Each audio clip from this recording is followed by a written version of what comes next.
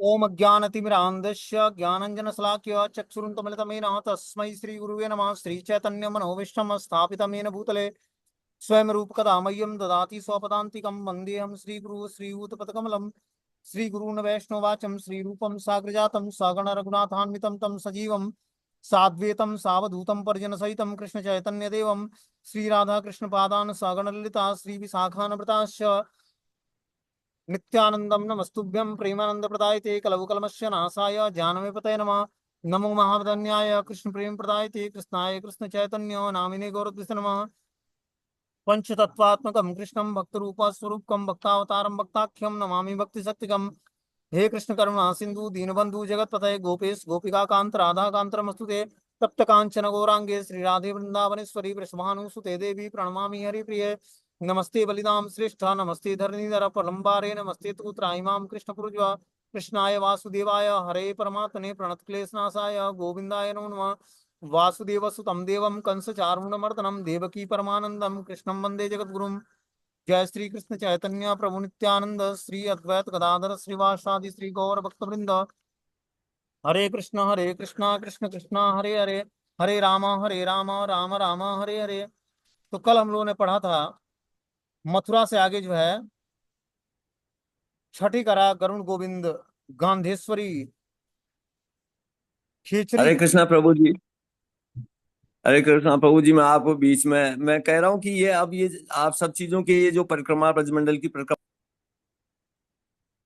आगे हमने बहुला वन के बारे में बताया, फिर जो है सकना ग्राम के बारे में बताया। आगे जो है हमने बताया तोस गांव, फिर जखीन ग्राम, बिहार वन, बसौती और राल ग्राम, अडिग, माधुरी कुंड, मयूर ग्राम, छकना ग्राम। अब छकना ग्राम से जब आगे बढ़ते हैं तो गोवर्धन रास्ते पर आ जाते हैं, गोवर्धन की परिक्रमा वाले रास्ते पर आ जाते हैं, ठीक है ना। ये हमने मथुरा से परिक्रमा शुरू की, कहाँ से? विश्राम घाट से मथुरा नगरी का दर्शन किया। फिर वहां से हम दिल्ली मथुरा हाईवे पे आते हैं, छठी करा, फिर गरुण गोविंद, फिर आगे गोवर्धन वाले रास्ते पे चले जाते हैं। वहां पर हम लोग अलग अलग कुंडों का दर्शन करते हैं। फिर राधा कुंड और श्याम कुंड का दर्शन करते हैं। गोवर्धन पहुंचने पहुंचने से पहले राधा कुंड और श्याम कुंड आता है। बोलते हैं राधा कुंड और श्याम कुंड का पद्म पुराण में उल्लेख आता है। यथा राधा प्रिया विष्णु तस्या कुंडम प्रियम तथा सर्व गोपेशु सेवक्या विष्णु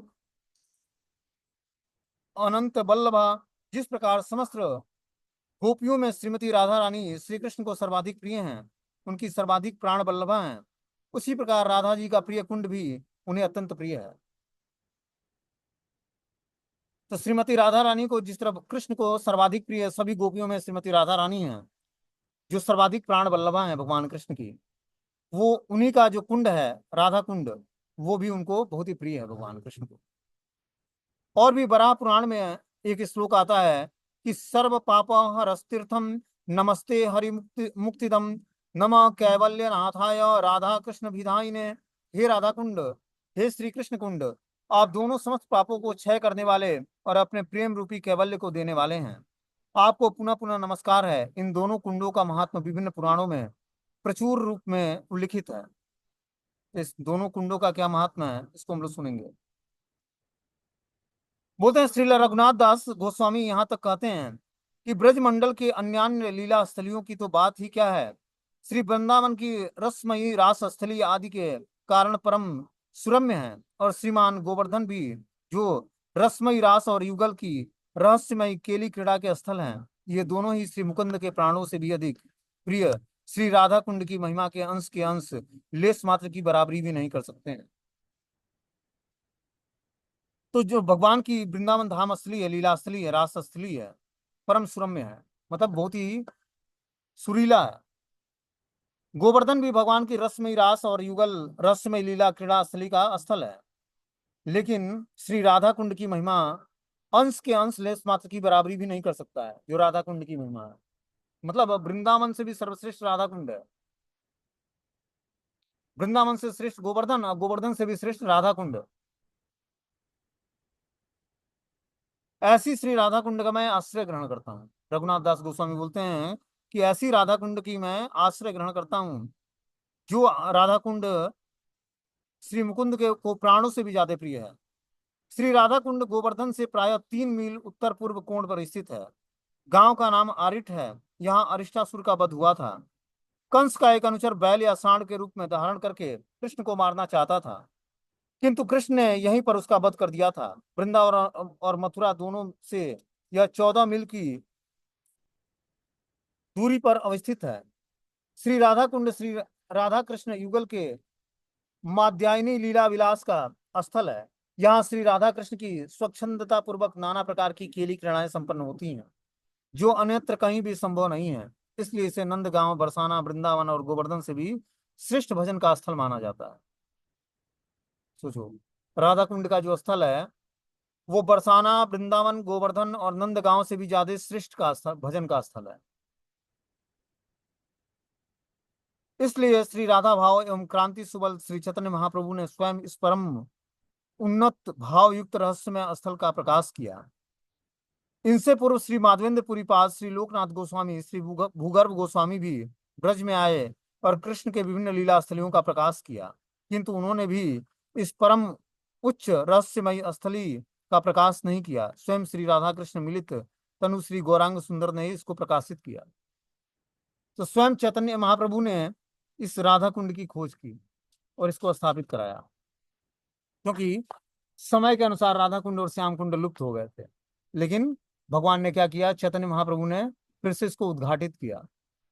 चैतन्य महाप्रभु ने राधा कुंड और श्याम कुंड को उद्घाटित करा अपने शिष्यों के माध्यम से और स्वयं इस अपने आध्यात्मिक मतलब भक्ति के प्रकाश के माध्यम से। बोलते हैं, श्री कृष्ण ने जिस दिन अरिष्टासुर का वध किया, उसी दिन रात्रि काल में इसी स्थल पर श्री कृष्ण के साथ श्री राधिका आदि प्रियाओं का मिलन हुआ। श्री कृष्ण बड़े ही आतुर होकर श्रीमती राधा रानी का आलिंगन करने के लिए अपने कर पल्लवों को बढ़ाया।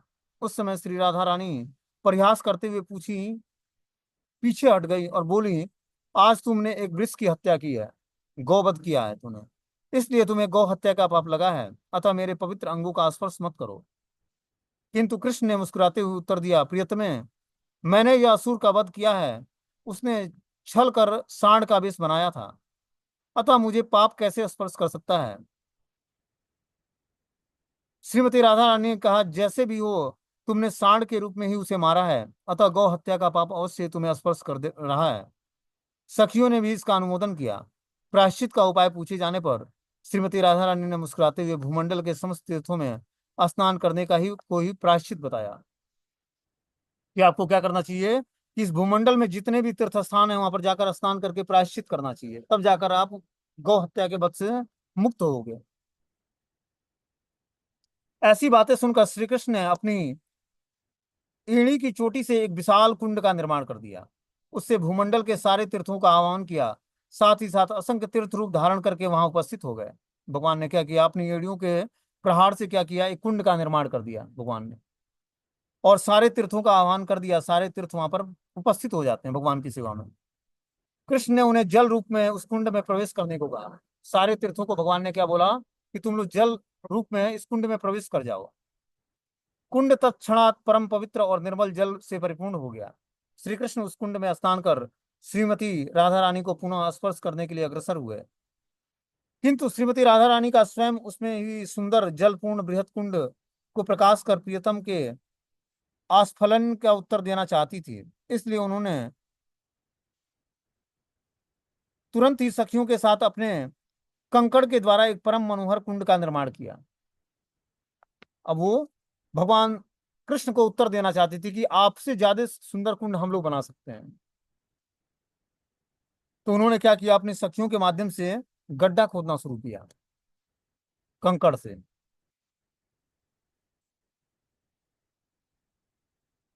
और एक मनोहर कुंड का निर्माण किया, किंतु उसमें एक बूंद भी जल नहीं था। एक भी बूंद जल नहीं निकला उसमें से, कुंड में से। कुंड तो खुद गया लेकिन जल नहीं निकला। कृष्ण ने प्रयास करते हुए गोपियों को अपने कुंड से जल लेने के लिए कहा, किंतु श्रीमती राधा रानी अपने अगणित सखियों के साथ घड़े लेकर मानसी गंगा से पानी भर लेकर लाने के लिए इंगित किया। तीर्थों के रूप धारण कर सखियों सहित श्रीमती राधा रानी की बहुत सी सत्व स्तुति की। श्रीमती राधा रानी ने प्रसन्न होकर अपने कुंड में उन्हें प्रवेश करने की अनुमति प्रदान की। तो सारे जब जो तीर्थ थे राधा रानी की स्तुति करने लगते हैं कि हमें भी सेवा का मौका दीजिए। तो राधा रानी बहुत ही प्रसन्न होती हैं और बोलती हैं कि हमारे कुंड में भी आप लोग जल के रूप में प्रवेश करिए। साथ ही साथ तीर्थों के जल प्रवाह से कृष्ण कुंड और राधा कुंड को भी परिपूर्ण कर दिया। सारे तीर्थों ने क्या किया, राधा कुंड और कृष्ण कुंड को जलों से आप्लावित कर दिया। श्री कृष्ण ने श्रीमती राधा रानी एवं सखियों के साथ इस प्रिय कुंड में उल्लास पूर्वक स्नान करके जल विहार किया। अर्धरात्रि के समय दोनों कुंड का प्रकाश हुआ था। उस दिन कार्तिक मास की कृष्णाष्टमी थी, अतः उसे बहुला अष्टमी की अर्धरात्रि में लाखों लोग यहाँ स्नान करते हैं। श्री राधा कुंड गोवर्धन पर्वत की तलहटी में शोभायमान है। कार्तिक मास की कृष्णाष्टमी, इन दोनों कुंड की प्रकट तिथि बहुला अष्टमी के दिन यहाँ स्नान करने वाले श्रद्धालुओं को श्री राधा कुंज बिहारी श्री हरि की सेवामय प्रेम भक्ति प्राप्त होती है। तो जिसको भगवान श्री कुंज बिहारी हरि राधा कृष्ण की प्रेममयी सेवा को प्राप्त करना है, तो बहुला अष्टमी के दिन आकर उसको स्नान करना चाहिए राधा कुंड में।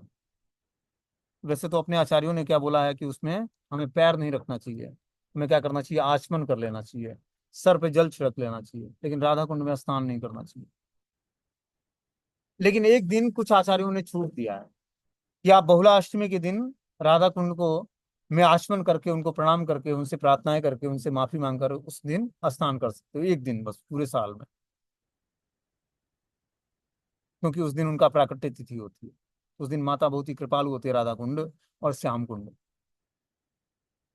तो उसमें अगर जो कोई इस तिथि पर स्नान करता है तो उसे निश्चित रूप से भगवान की प्रेममयी सेवा मिलेगी। कार्तिक मास की दिवाली के दिन श्री राधा कुंड में श्री राधा कृष्ण के एकांतिक भक्तों को अखिल ब्रह्मांड और संपूर्ण ब्रजमंडल दिख पड़ा था। कुछ समय बाद श्री कृष्ण के द्वारका गमन के पश्चात ये दोनों कुंड लुप्त हो गए। महाराजा वज्रनाभ ने सांडिल्य आदि ऋषियों के अनुगत्य में ब्रज की लीलास्थलियों को प्रकाश करते समय इन दोनों कुंडों का पुनः उद्धार किया, किंतु 5000 वर्ष के पश्चात ये दोनों कुंड पुनः लुप्त हो गए। तो भगवान के जाने के बाद ये कुंड लुप्त हो गया, तो वज्रनाभ जो उनके पौत्र थे, भगवान के प्रपोत्र थे, उन्होंने फिर से इस कुंड को स्थापित किया। किसके अनुदेश्य में? सांडिल्य मुनि एक ऋषि हुए हैं, उनके अनुगत्य में ब्रज की लीलाओं का प्रकाशन करते हुए इन दोनों कुंडों को पुनः स्थापित किया। फिर ये समय के साथ ये सारी लीला स्थलियां भगवान की लुप्त हो गई, राधा कुंड और श्याम कुंड। और जब चैतन्य महाप्रभु 538 वर्ष पूर्व जब प्रकट हुए थे, तो फिर उन्होंने क्या किया, इस राधा कुंड और श्याम कुंड को फिर से जो है स्थापित किया। बोलते हैं चैतन्य महाप्रभु यहाँ पधारे, उस समय यहाँ के लोगों को श्री राधा कुंड और श्याम कुंड के विषय में पूछा, किंतु वे लोग इसके संबंध में कुछ भी नहीं बता सके। केवल इतना ही बताया कि सामने काली खेत और गोरी खेत है, जहाँ कुछ कुछ जल है। महाप्रभु ने बड़े आदर से काली खेत को श्याम कुंड और गौरी खेत को राधा कुंड संबोधन करके प्रणाम किया। उसमें स्नान करते ही वे भाव थे, उनका सारा धैर्य जाता रहा है और वो हे राधे हे कृष्ण कहते हुए मूर्छित हो गए। जिस स्थान पर वे बैठे थे वो आज भी तमाल तला के नाम से प्रसिद्ध है, उसे महाप्रभु जी की बैठक कहा जाता है। तो आप देखोगे जब आप राधा कुंड से आगे बढ़ते हो तो श्याम कुंड और राधा कुंड के बीच में महाप्रभु की बैठक आती है। अब तो वहां पर सुंदर मंदिर बन गया अभी कुछ दिन पहले, नहीं तो पहले वो थोड़ा सा मंदिर टूटा हुआ था, अब वहां पर अच्छा खासा मंदिर बन गया है। वहां महाप्रभु बैठे थे, तो महाप्रभु के बैठक के नाम से प्रसिद्ध है। वहां पर महाप्रभु का मंदिर भी है, हमें जाकर वहां पर प्रणाम करना चाहिए, उनकी 4 बार परिक्रमा करनी चाहिए। राधा कुंड और श्याम कुंड के बीच में महाप्रभु की बैठक है। उसी तमाल तला के नीचे भगवान बैठे थे चैतन्य महाप्रभु। श्री चैतन्य महाप्रभु के अप्रकट होने के पश्चात श्री रघुनाथ दास गोस्वामी जगन्नाथपुरी से राधा कुंड में आकर भजन करने लगे। एक समय मुगल सम्राट अकबर अपनी बड़ी सेना के साथ उसी रास्ते से कहीं जा रहा था। सारी सेना उसकी, हाथी घोड़े ऊंट सभी बहुत प्यासे थे। उसने रघुनाथ दास गोस्वामी से पूछा कि कहीं बड़ा सरोवर उपलब्ध हो सकता है। उन्होंने काली खेत और गोरी खेत से पानी पीने एवं पिलाने के लिए इंगित किया। बादशाह ने सोचा कि यह पानी उसके एक हाथी के लिए पर्याप्त नहीं है, इसमें सभी की प्यास कैसे बुझ सकती है। किंतु रघुनाथ दास गोस्वामी ने पुनः पुनः कहने पर उसने देखा कि सारी सेना, घोड़े, हाथी और ऊंट उस जल से तृप्त हो गए हैं। जल तनिक भी कम नहीं हुआ। बादशाह के आश्चर्य की सीमा नहीं रही। तो रघुनाथ दास गोस्वामी के कहने पर जो है अकबर बादशाह अपने सारे हाथी घोड़ों घोड़ों और जो भी ऊंट ऊंट लेकर जो यात्रा कर रहा था सेनाओं के साथ, तो रघुनाथ दास गोस्वामी ने इंगित किया कि आप इस कुंड का जल उनको दे सकते हो पीने के लिए, बहुत ही पवित्र कुंड है। तो उसको लगा कि ये काली खेत और गोरी खेत में ये थोड़ा सा जल है, इससे कैसे इतने जंतु जानवरों का जो है तृप्ति होगी जल पीकर। लेकिन पीते जाते हैं तो सब तृप्ति का अनुभव करते हैं और जल भी समाप्त नहीं होता है, तनिक भी नहीं घटता है जल उसमें से। कुछ दिनों के बाद श्री रघुनाथ दास गोस्वामी जब वहां पर भजन कर रहे थे, उस समय उनके मन में उन दोनों कुंडों के पुनः उद्धार की बात आई। किंतु साथ श्री राधा कुंड की अप्राकृतिक महिमा का स्मरण कर अपने को धिक्कारने लगे। उसी समय एक धनी व्यक्ति बद्रिक आश्रम से परम विरक्त श्री रघुनाथ दास गोस्वामी की खोज करता हुआ वहां पहुंच गया। उसने गोस्वामी जी के चरणों में दंडवत प्रणाम करके बताया कि मैं बद्रिक आश्रम से लौटा हूँ, भगवान श्री बद्री नारायण ने मुझे आपसे आपके पास भेजा है। मैं उनकी आज्ञा से आपके इन दोनों कुंडों के सुंदर रूप में पुनः उद्धार करने के लिए सारा खर्च दे रहा हूँ, आप इसे स्वीकार करें। श्री रघुनाथ दास गोस्वामी ने यह सुनकर गदगद हो गए। उन्होंने उसे पहले तो लौटा दिया, किंतु श्री राधा कृष्ण की अभिलाषा जानकर उसे लेकर पुनः निर्माण का कार्य आरंभ कर दिया। श्री राधा कुंड सहज रूप में ही परम रमणीय चौकोर रूप में प्रकट हुआ, किंतु जब श्याम कुंड निर्माण का कार्य आरंभ हुआ तो उसे भी चौकोर बनाने के लिए उसके किनारे खड़े कुछ पेड़ों को काटने की बात हुई। रात में भजन करते समय श्री रघुनाथ दास गोस्वामी को की झोपड़ी से आई तो उन्होंने देखा, क्या झोपड़ी में एक आवाज आई और उन्होंने देखा कि 5 व्यक्ति खड़े होकर कह रहे हैं कि हम पांचों पांडव हैं। वृक्ष के रूप में हम यहाँ पर युगल किशोर की आराधना कर रहे हैं, कृपया हमें कटवाएं नहीं। टेढ़े मेढ़े जिस रूप में कुंड है उसी रूप में संस्कार करा दें। तो आप देखोगे कि श्याम कुंड जो है, राधा कुंड तो चौकोर है, लेकिन श्याम कुंड के जस्ट उस पार जो है 3 गोस्वामी की समाधि के साथ ही पंच पांडव का एक 5 पेड़ है साथ में कंटिन्यूटी में, हम लोग दर्शन किए हैं। जस्ट वो जो 3 गोस्वामी की समाधि है उसी के जस्ट बगल में 5 पांडवों का 5 पेड़ है, जो 5 पांडवों के नाम से जाना जाता है। वृक्ष के रूप में हम यहाँ पर युगल किशोर की आराधना कर रहे हैं, कृपया हमें कटवाएं ना। टेढ़े मेढ़े जिस रूप में कुंड है उसी रूप में संस्कार करा दें। श्री रघुनाथ दास गोस्वामी ने वृक्षों को कटवाया नहीं, श्री कृष्ण जैसे टेढ़े मेढ़े रूप केवल गहरा बनाकर घाटों को पक्का करवा दिया। ये दोनों कुंड उसी रूप में आज भी विराजमान हैं, बीच बीच में कुछ कुछ संस्कार किए गए होंगे। श्री गिरिराज गोवर्धन उत्तर में से दक्षिण की ओर मयूराकार में स्थिर है। पिछली दक्षिणी भाग पुछरी कहलाता है। उत्तर का मुखमंडल 2 नेत्रों के समान श्री राधा कुंड और श्याम कुंड स्थित है। तो जो है पीछे का भाग जो है पुछरी एक जगह पड़ती है, पुछरी का लोटा, ठीक है ना। वो भगवान गोवर्धन जी का पिछला भाग है, और आगे का जो भाग है वो राधा कुंड और श्याम कुंड भगवान गोवर्धन जी के 2 नेत्र हैं। श्रील विश्वनाथ चक्रवर्ती पाद लिखते हैं कि कृष्ण महानामृत ग्रंथ में राधा कुंड और श्री श्याम कुंड का बड़ा बड़ा ही रमणीय रसपूर्ण उल्लेख हुआ है। ब्रजेंद्र नंदन श्री कृष्ण समस्त अवतारों के अवतारी, सबके आदि स्वयं अनादि अखिल रसामृत मूर्ति और सर्वशक्तिमान तत्व होने पर भी महाभाव स्वरूपिणा सर्वकांता शिरोमणि श्रीमती राधा रानी के प्रेम के अधीन है। वे सर्वदा अपने से अधिक अपनी प्रियतमा श्री किशोरी जी की महिमा की प्रतिष्ठा करते हैं। श्री राधा कुंड और श्याम कुंड अब अपने स्वरूप से अभिन्न स्वयं श्री राधा और श्याम सुंदर हैं, फिर भी उन्होंने स्वयं श्री राधा कुंड को ही प्रसिद्धि प्रदान की है। श्री राधा कुंड के कुंज हैं, श्री कुंड के ईशान कोण में मणिमय 16 दल कमल के आकार का विशाल विशाखा सखी का विशाखानंदन कुंज है। पूर्व दिशा में चित्रा सखी का चित्र विचित्र चित्रानंदन कुंज है। अग्निकोण पर इंदु लेखा सखी का हीरा निर्मित अष्ट दलकारी इंदुलेखा नंदन कुंज है। दक्षिण में चंपक लता सखी का सुवर्ण कमलाकार चंपक लता नंदन कुंज है, और नेतृत्व कोण में नीलमणि कमलाकार रंग देवी सुखद रंग देवी का कुंज है।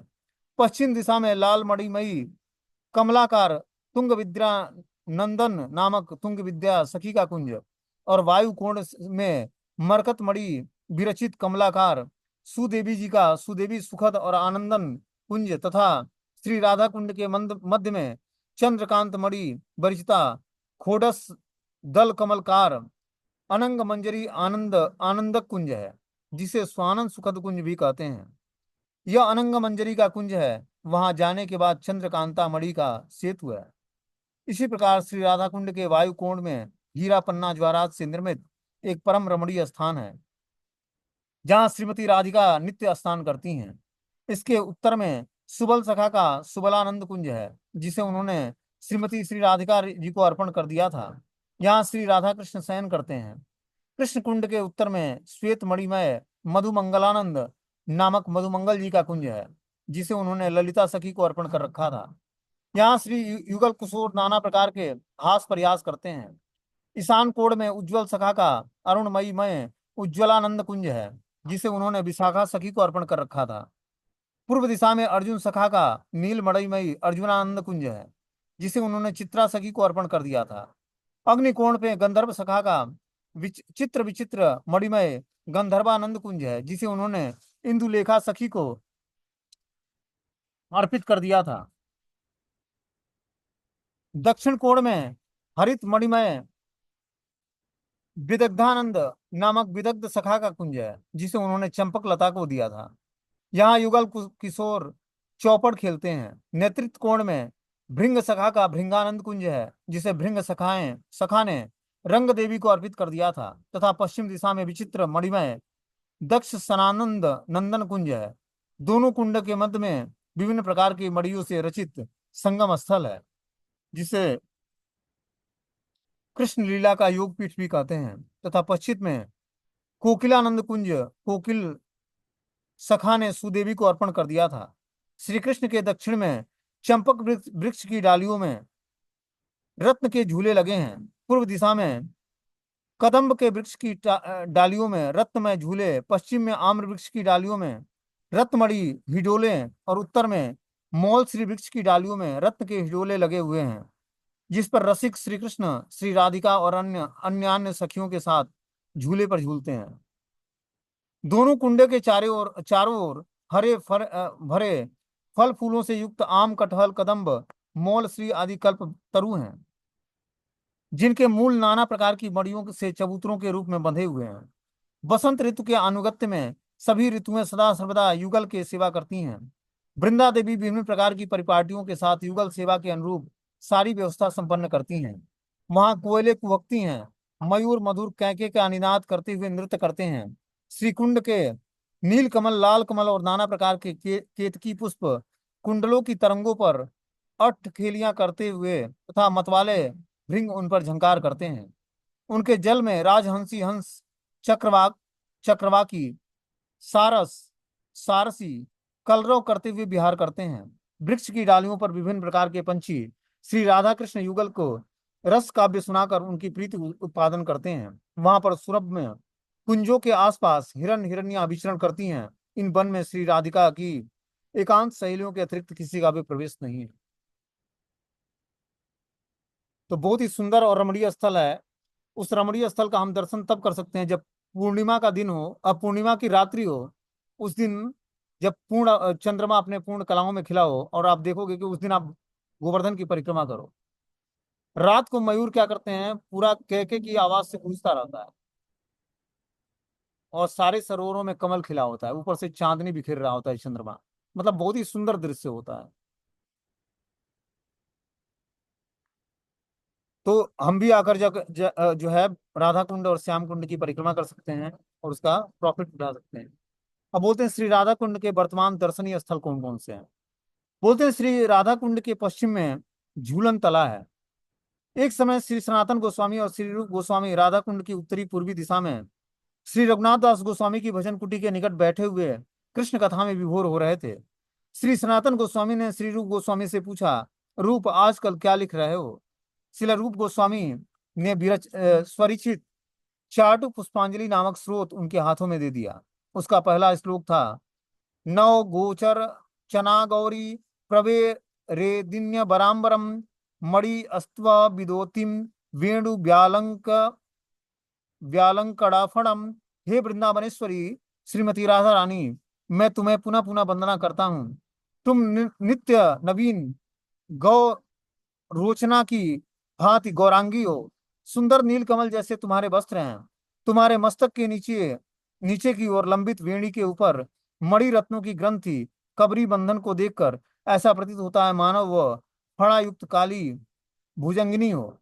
श्री सनातन गोस्वामी उसे पढ़कर कहे, रूप तुमने वेणी ब्यालिंग फड़ा फड़ा पद के द्वारा श्रीमती राधा रानी की लहरती हुई काली बंकिम वेणी की तुलना विषधर काली नागिन से की है। श्रीमती राधा रानी का जो सर्वगुण संपन्न परम लावण्यमयी सुकोमल और परम मधुर कृष्ण की प्रियतमा है, उनके सुंदर वेणी की यह उपमा मुझे रुचिकर प्रतीत नहीं होती है। तो जो राधा रानी के सुंदर बाल हैं, केस हैं, उनकी तुलना रूप गोस्वामी अपने श्लोक के माध्यम से काले नागिन से करते हैं। जो काला सर्प होता है, नागिन होती है जो लटकती है, उसकी तुलना उससे करते हैं। ये बात सुनकर जो है सनातन गोस्वामी पढ़कर उनको अच्छा नहीं लगता है। श्री सनातन गोस्वामी को उस समय अन्य कोई उपमा सूझी। पीछे संशोधन करूंगा ऐसा कहकर वे इसी विषय में चिंता करते हुए वहां से विदा हो गए। अब वो रूप गोस्वामी से विदाई ले लेते हैं। और फिर जब वे कुंड की पश्चिम दिशा में इस स्थल पर पहुंचते तो उन्होंने कदम वृक्ष की डालियों पर एक सुंदर झूले पर एक गोप किशोरी को झूलते हुए देखा। अब वो पश्चिमी तट पर आ जाते हैं, वहां पर एक गोप किशोरी जो है झूला झूल रही थी। उसकी सहेलियां मल्लार राग का गायन करती हुए उसे झुला रही थी। श्री सनातन गोस्वामी ने उस झूलती हुई किशोरी की लहराती हुई काली वेणु पर अपनी फड़ों को लहराती हुई काली नागिन को देखा। वे उसे बचाने के लिए उधर उधर ही दौड़ते हुए पुकारने लगे, लाली लाली सावधान, तुम्हारी वेणी पर काली नागिन है। किंतु जब निकट पहुंचे तो देखा कि कुछ भी नहीं है। वहां न तो किशोरी है, न सखियां है, न झूला है। वे उस दृश्य का स्मरण कर आनंद में से क्रंदन करने लगे और उल्टे पांव रूप गोस्वामी के पास पहुंचे और बोले, रूप तुम्हारी उपमा सर्वांग सुंदर है। श्रीमती किशोरी जी ने मुझ पर अनुग्रह करके अपनी बंकिम वेणु का स्वयं ही दर्शन कराया है, उसमें संशोधन करने की कोई आवश्यकता नहीं है। श्री सनातन गोस्वामी ने इसी झूलन तला पर श्री राधा रानी जी का दर्शन करा था। नेतृत्व कोण में कदम वृक्ष के पास ही श्री राधा कृष्ण का प्राचीन मंदिर है। जन श्रुति के अनुसार श्री रघुनाथ दास गोस्वामी ने श्री राधा कृष्ण के इस विग्रह को कुंड के संस्कार के समय प्राप्त किया था। अकिंचन दास बाबा जी महाराज ने इस विग्रह को सेवा के लिए ब्रजवासियों को अर्पित कर दिया था। पास ही श्री कृष्ण कुंड के वायु कोण में श्री श्यामानंद प्रभु के आराध्य देव श्री श्याम सुंदर जी का मंदिर है। उसी के उत्तर में श्री जीव गोस्वामी के आराध्य श्री राधा दामोदर जी का दर्शन है। उसी के उत्तर में श्री निवास आचार्य प्रभु की भजन कुटी है। वहां श्री चैतन्य महाप्रभु का श्री विग्रह है। श्री श्याम सुंदर जी के पूर्व दिशा में श्री कुंड के उत्तर में श्री जानवा ठकुरानी का घाट और बैठक है। पास ही श्री गोपीनाथ जी का मंदिर है। पास ही श्री रघुनाथ दास गोस्वामी जी का वास स्थान एवं पुष्प समाधि है। इसके आगे श्री गोविंद देव जी का मंदिर है। पास ही श्री गिरिराज जी की जीवा रूपी शिला है। श्री कुंड के पूर्वी तट पर श्री गोपाल भट्ट गोस्वामी की भजन कुटी और उसके पूर्व दिशा में श्याम कुंड के तट पर श्री रघुनाथ दास गोस्वामी की भजन कुटी है। तो ये सब गोवर्धन में सारी लीलास्त्रियां भगवान की उपस्थित हैं। आगे बता रहे हैं, श्री रघुनाथ दास गोस्वामी की भजन कुटी के बारे में हम लोग सुनेंगे कि राधा कुंड के तट पर ही रघुनाथ दास गोस्वामी की भजन कुटी है। बोलते हैं श्री रघुनाथ दास गोस्वामी जगन्नाथपुरी से आकर श्री राधा कुंड के समीप जगमोहन कुंड पर रहते थे। यहाँ एक समय होली के दिन श्रीमती राधा रानी सहेलियों के साथ बैठी हुई थी और शंखचूर्ण अकस्मात उन्हें हरण कर ले जाने लगा। कृष्ण ने उसका वध करके उसके मस्तक से मणि निकाल ली और उसे श्री बलभद्र जी को दे दिया। बलदेव जी ने धनिष्ठा के हाथों से श्रीमती राधा रानी के पास भिजवा दिया। यद्यप श्री रघुनाथ दास गोस्वामी पहले उक्त जगमोहन कुंड पर रहते थे, किंतु बाद में वे श्री राधा कुंड के तट पर भजन करने लगे। एक दिन श्री रघुनाथ दास गोस्वामी इस स्थान पर खुले आकाश के नीचे भजन कर रहे थे। वे भजन ऐसे आविष्ट थे कि उन्हें तन मन भी सुध नहीं थी। आंखों से अविरल अश्रुधारा प्रवाहित हो रही थी। उनके मुख से कभी कभी हार आधे शब्द निकल पड़ते थे। उसी समय श्री सनातन गोस्वामी उनके निकट आ गए। श्री सनातन गोस्वामी ने कुछ दूर से देखा कि एक खूंखार बाघ और बाघिनी का जोड़ा रघुनाथ दास गोस्वामी के बगल से होता हुआ कुंड में जलपान कर पुनः उसी मार्ग से लौट गया है, मानो उसे जोड़े ने रघुनाथ दास गोस्वामी को देखा ही ना हो। श्री सनातन गोस्वामी श्री रघुनाथ दास गोस्वामी के निकट आए और उन्हें छोटे भाई की बात बड़े ही प्यार से एक भजन कुटी निर्माण कर भजन करने का परामर्श दिया। उन्होंने स्वयं ही एक पर्ण कुटी बनवा दी और उसी में उनको भजन करने का निर्देश दिया।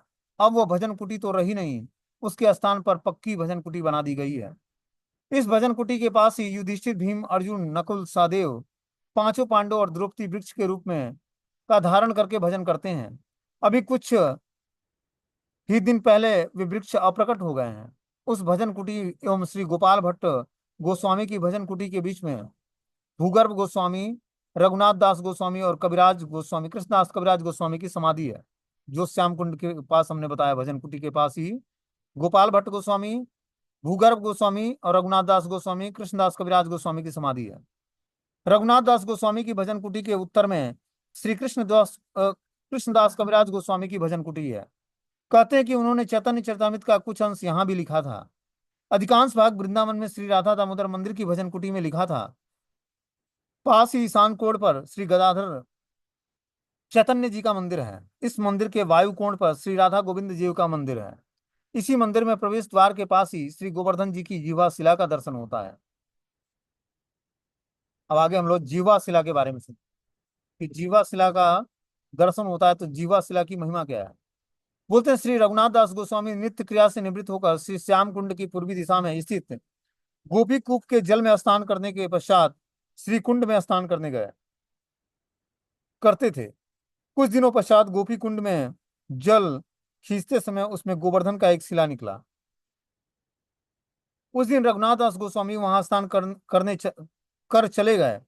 रात में कंदरा में भजन करते समय उन्होंने स्वप्न में देखा कि वह शिला श्री गिरिराज जी की जीवा है और उसकी विधिवत पूजा करने के का भी उन्हें आदेश हुआ है। उन्होंने उस जीवा शिला को श्री गोविंद देव जी के प्रवेश द्वार के समीप एक मंदिर बनवाकर उसमें रख दिया और विधिवत पूजा की व्यवस्था की। आज भी यह शिला दर्शनीय है। श्री रघुनाथ दास गोस्वामी ने जब से गोपी कूप में स्नान करना बंद कर दिया और ललिता कुंड के पूर्वी तट पर एक नया कुआं प्रस्तुत करवाकर उसी कुएं के जल से स्नान करते थे। वह नया कुआं अब भी है। उसके आगे नरहरि सरकार का कुंज है। ललिता कुंड ललिता आनंदन कुंज के स्थान पर स्थित है। विशाखा आदि बहुत से कुंडों का इसमें समावेश है। अन्यान्य कुंड अब लुप्त हो चुके हैं। आगे श्री राधा विनोद बिहारी जी एवं सीतानाथ जी के मंदिर हैं। जगमोहन कुंड के पास ही परिक्रमा मार्ग पर श्री राजेंद्र गोस्वामी जी की समाधि है। श्री राजेंद्र गोस्वामी ने कृष्ण विरह में यहीं पर प्राण त्याग किया था। श्री राधा कुंड के पश्चिम दिशा में बोलते हैं विश्व में महाप्रभु के द्वारा आचरित एवं प्रचारित विमल वैष्णव धर्म श्री हरिनाम संकीर्तन का प्रचार करने वाले शिला विष्णुपाद शिला भक्ति सिद्धांत सरस्वती ठाकुर प्रभुपाद जी ने यहाँ पर श्री राधा कुंज बिहारी की प्रतिष्ठा की थी। रघुनाथ दास गोस्वामी की समाधि पीठ से आगे निकलकर भी सप्त गोस्वामी शिला सच्चिदानंदन भक्ति विनोद ठाकुर और शिला भक्ति सिद्धांत सरस्वती गोस्वामी जी की भजन कुटी का दर्शन होता है। तो आगे जो है, जब हम राधा कुंड के पश्चिम दिशा में आगे बढ़ते हैं तो वहां पर एक मठ है।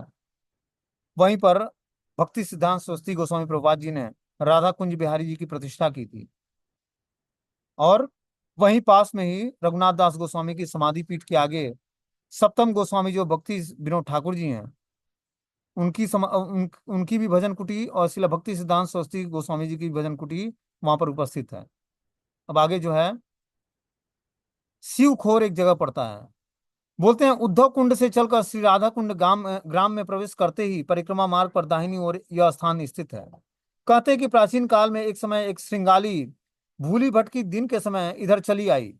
कुत्ते ने उसे मार डाला। यह देखकर गांव वालों ने उसी स्थान पर मृत श्रृंगाली का दाह संस्कार संपन्न किया। आश्चर्य की बात यह है कि दाह संस्कार के समय श्रृंगाली के शरीर से एक किशोरी गोपी प्रकट होकर आकाश में अंतर्ध्यान हो गई। तो जो सियार होता है श्रृंगाली, वो फीमेल थी, मतलब श्रृंगाली थी। उसको कुत्तों ने मार दिया। तो क्या किया, ब्रजवासियों ने इकट्ठे होकर उस श्रृंगाली का दाह संस्कार किया। जब उसको जलाया तो उस श्रृंगाली के शरीर से एक किशोरी प्रकट होती। और देखते देखते आकाश में अंतर्ध्यान हो जाती है। और राधा कुंड में मृत्यु होने पर जीव को गोलोक वृंदावन की गति प्राप्त होती है। जो राधा कुंड के समीप मरता है उसको निश्चित रूप से गोलोक धाम की प्राप्ति होती है। अब बोलते हैं मल्ल मल्ल हारिणी कुंड। यह कुंड राधा कुंड के पश्चिम में है। यहाँ माधवी कुंज में बैठकर श्रीमती राधा रानी ने मुक्ताओं की माला पिरोई थी। रघुनाथ दास गोस्वामी ने मुक्ताचरित ग्रंथ में इस लीला का बड़ा ही मनोहर वर्णन प्रस्तुत किया है। इसकी स्टोरी इस प्रकार है। एक समय कार्तिक मास में गिरिराज गोवर्धन में दीपावली महोत्सव के अवसर पर ब्रजवासी अपनी अपनी गायों आदि को विविध प्रकार की वेशभूषाओं में सुसज्जित करने में संलग्न थे। गोपियां भी अपने अपने घर में विविध प्रकार की वेशभूषा लाकर गौओं को विभूषित कर रही थीं। श्री राधिका जी की भी सहेलियों के साथ माल्यहारिणी कुंड के निकट माधवी चबूतरे पर बैठकर सुंदर सुंदर मुक्ताओं से नाना प्रकार के भूषण प्रस्तुत करने लगी। इसी बीच विचक्षण नाम का तोता पक्षी के मुख से श्री राधिका जी का मुक्ता द्वारा विविध प्रकार के श्रृंगारों के बनाए जाने की बात सुनकर श्री कृष्ण श्री राधिका जी के पास उपस्थित हुए और उनसे कुछ मुक्ता मांगे, किंतु श्री राधिका जी ने और उनकी सहेलियां गोपियों ने गर्वपूर्वक दो चार बातें सुनाकर मुक्ता देने के लिए निषेध कर दिया। फिर भी श्री कृष्ण ने कहा, सखियों, यदि तुम अधिक संख्या में मुक्ता नहीं दे सकती हो तो थोड़ी सी मुक्ता दे दो, जिससे मैं अपनी प्यारी हंसनी और हरिणिया नामक गौओं का श्रृंगार कर सकूं। परंतु हठीली गोपियों ने श्री कृष्ण की इस प्रार्थना को अस्वीकार कर दिया। ललिता जी ने कुछ कुछ उत्तम उत्तम मुक्ताओं को हाथों में लेकर श्री कृष्ण को दिखलाती हुई कहने लगी कि कृष्ण, ये मुक्ताएं साधारण नहीं है जिनसे तुम अपनी गायों का श्रृंगार कर सको। ये बहुत ही मूल्यवान और मुक्ताएं हैं, समझें आप। श्री कृष्ण निराश होकर घर लौट गए। उन्होंने मैया यशोदा से हठपूर्वक कुछ मुक्ताएं लेकर यमुना के पनघट के समीप कुछ जमीन को खोद खोद कर उसमें मुक्ताओं का रोपण कर दिया। उस स्थान को चारों ओर से इस प्रकार घेर दिया जिससे पौधे निकलने पर उसे पशु पक्षी नष्ट नहीं कर सके। श्री कृष्ण प्रतिदिन गो दूध से उस खेत की सिंचाई भी करने लगे। इसके लिए उन्होंने गोपियों से दूध भी मांगा, परंतु उन्होंने उसके लिए भी अस्वीकार कर दिया। बड़े आश्चर्य की बात है, 2-4 दिनों में ही उन मुक्ताओं में अंकुरण लग गया और देखते देखते ही कुछ ही दिनों में पौधे बड़े हो गए। उनमें प्रचुर मात्रा में मुक्ताओं के फल लग गए। उनमें अत्यंत सुंदर सुंदर प्रचुर मात्रा में मुक्ताएं भी निकलने लगी। जमुना जल भरने के लिए पनघट पर आती जाती गोपियां इस आश्चर्यजनक मुक्ताओं के खेतों को मुक्ताओं से भरे हुए देखा। वे आपस में कानाफूसी भी करने लगे। इधर श्री कृष्ण ने बहुत ही मुक्ताओं को लाकर बड़ी प्रसन्नता से घर लाकर मैया के आंचल में रख दिया। मैया ने आश्चर्यपूर्वक पूछा, कन्हैया, तुम्हें इतनी उत्तम मुक्ताएं कहाँ से मिली हैं? श्री कृष्ण ने यह सारी घटना बताई। अब श्री कृष्ण सखाओं के साथ अपनी सारी गौओं का श्रृंगार करने लगे, अगणित मुक्ता माला बनाने लगे। उनकी गौवें भी उन मुक्ता मालाओं से विभूषित होकर इधर उधर डोलने लगी। परंतु गोपियों को यह बात बड़ी असह्य हुई। उन्होंने भी अपने अपने घरों में से छिपा छिपा कर बहुत सी मुक्ताओं को लेकर श्री कृष्ण जैसी मुक्ताओं की खेती की। उसे गौओं के दूध से प्रचुर सिंचन भी किया। उस मुक्ताओं से पौधे भी निकले, किंतु आश्चर्य की बात यह है कि उसमें हिंसलता उगने लगी। ऐसा देखकर गोपियां बड़ी चिंतित हुई। उन्होंने सारी घटना सुनाकर श्री कृष्ण से कुछ मुक्ताओं के लिए प्रार्थना की। रसिक शिरोमणि कृष्ण ने अवहेलना पूर्वक मुक्ताओं देने से अस्वीकार कर दिया, परंतु अंत में उन मुक्ताओं के बदले उनसे उन्होंने श्री अंगों का स्पर्श, आलिंगन और चुंबन आदि का दान मांगा।